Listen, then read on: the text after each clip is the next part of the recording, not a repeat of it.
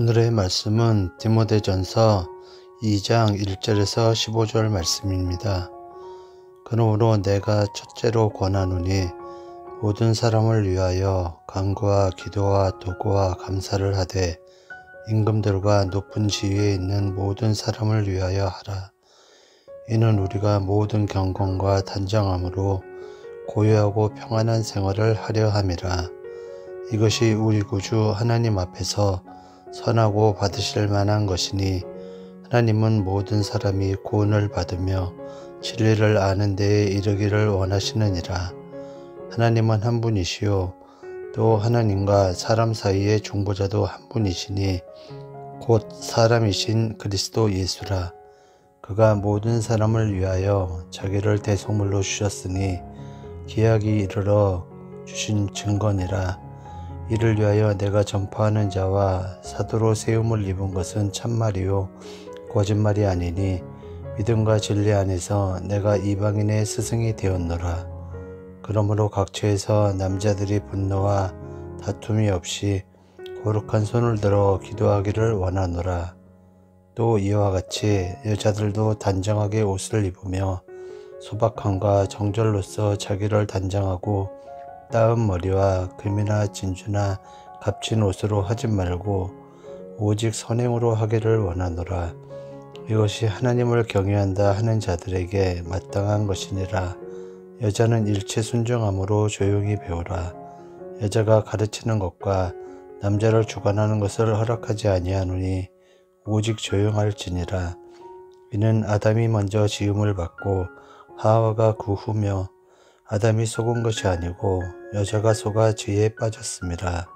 그러나 여자들이 만일 정숙함으로써 믿음과 사랑과 거룩함에 거하면 그의 해산함으로 구원을 얻으리라. 아멘. 바울은 디모데에게 기도에 대해서 권면합니다. 교회가 함께 모였을 때에 어떻게 하나님께 기도해야 할지 가르쳐 주는데요. 1절부터 7절까지는 무엇을 위해 기도해야 할지 말하고 8절부터 15절까지는 기도할 때 서로가 지녀야 할 태도와 질서에 대해서 말합니다. 웨스트민스터 소교리 문답 88문답에서는 예수께서 구원의 은혜를 전달하시는 외적인 방편 중에 하나가 바로 기도라고 가르쳐 줍니다.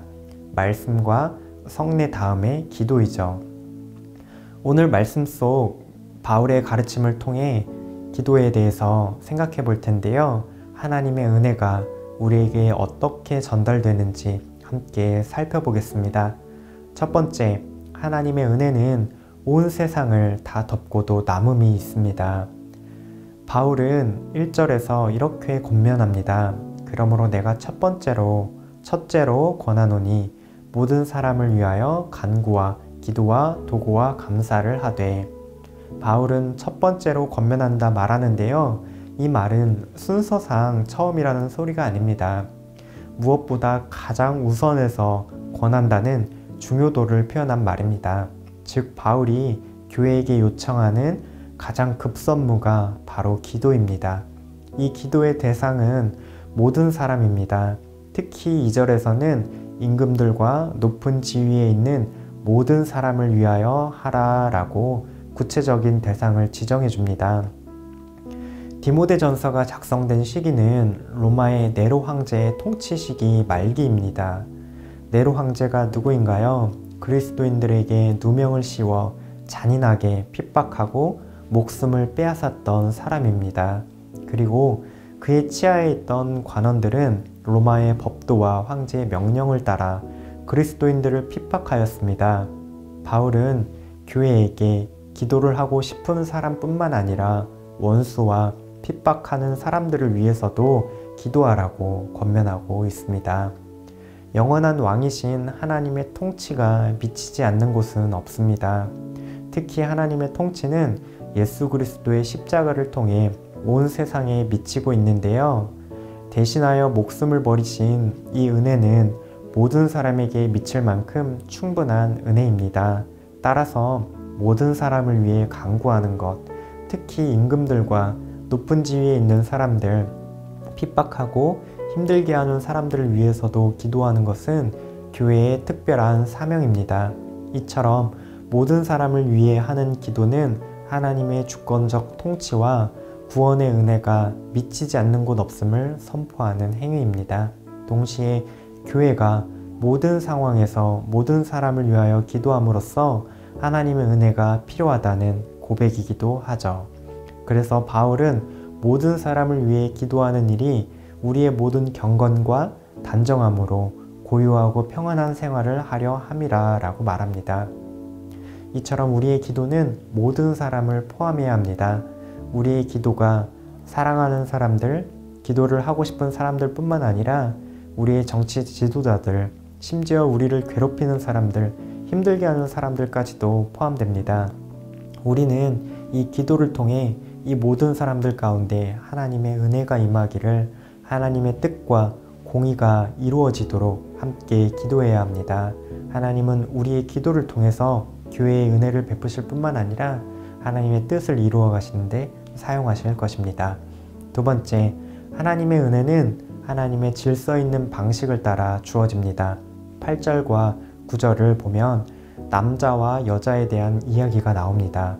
바울은 함께 기도하기 위해 모인 사람들이 각각 저마다의 방식으로 행동하는 모습을 지적합니다.